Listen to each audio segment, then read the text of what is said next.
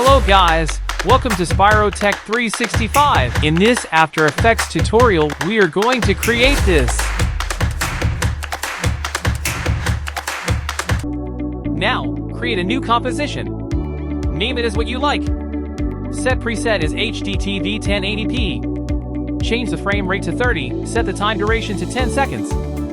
Follow the steps with me till the end of this video. Change the parameters of effects and presets like I do. I hope we will do something amazing at the end.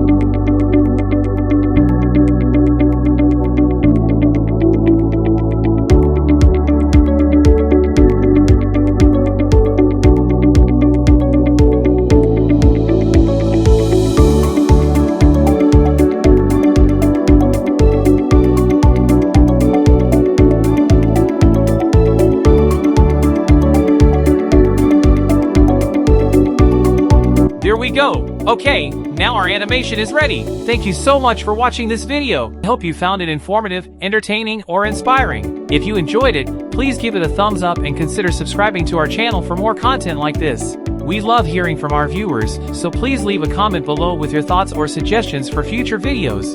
And don't forget to share this video with your friends and family if you think they would enjoy it too. Thanks again for your support, and we'll see you in the next video.